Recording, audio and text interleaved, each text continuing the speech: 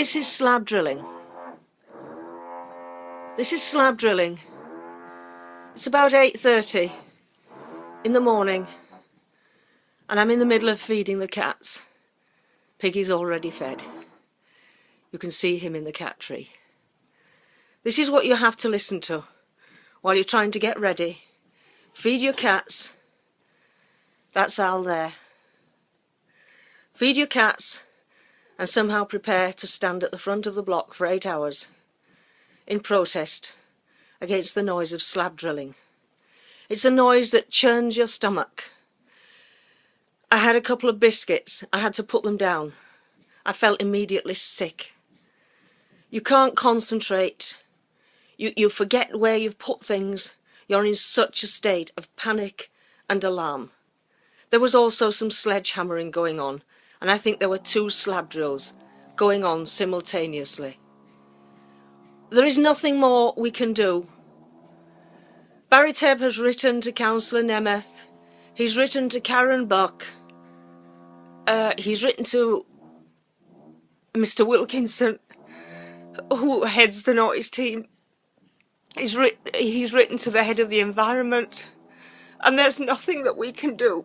We've been abandoned by the Noise team.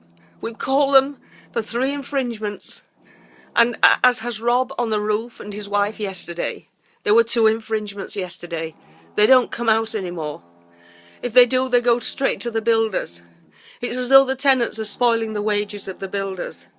There's nothing we can do. I'm forced to stand for 8 hours recovering from bowel surgery because there's no way I can sit in my own flat. I've got another day ahead of me with no hope at all.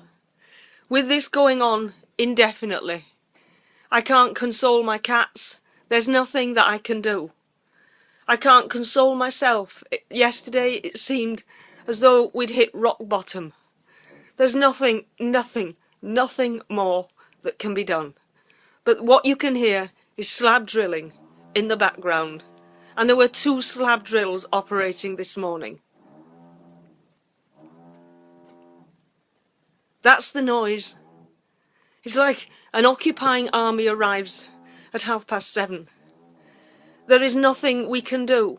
The Noise team has abandoned us. We are left now. We are left to the public. And it's not even about me anymore, or my flat, or trying to keep the slab drills at bay. It's the bigger picture. Everyone is suffering in St. John's Wood. Many people have come to me. There's a block in Marlborough Place suffering exactly the same as Manor Apartments, otherwise known as Old Manor Court. Another slab drill has just started up.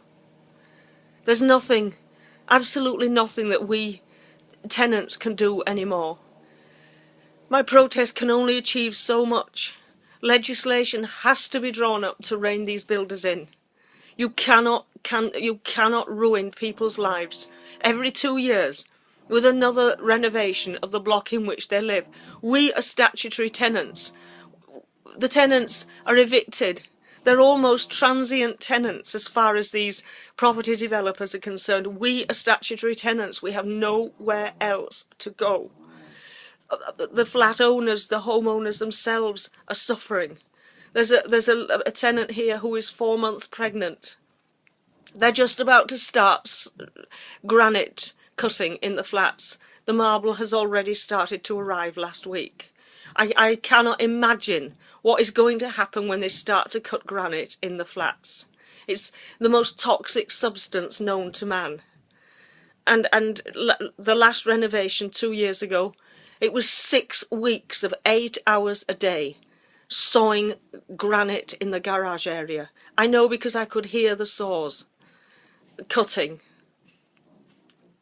There's nothing more we can do without noise meters. The noise meters should have been mandatory with the noise enforcement or noise abatement order. They weren't.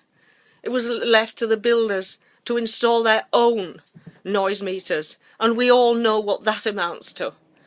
The noise meter that the builders have installed is in the area outside my flat. The noise meters need to be in the flats, not outside in the common parts, but inside our flats. so that the noise can be registered for what it is. The noise meters the builders installed are only to cover their backs. We as tenants have lost our lives. I've lost my home. For as long as it takes for this renovation, I don't have a home anymore.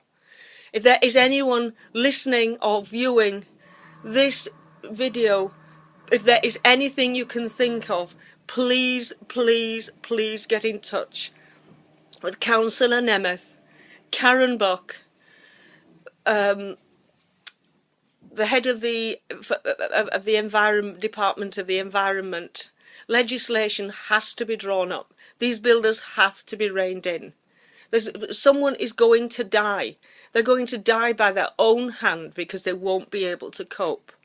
I'm coping only because I'm outside with a placard, because I'm a protest poet.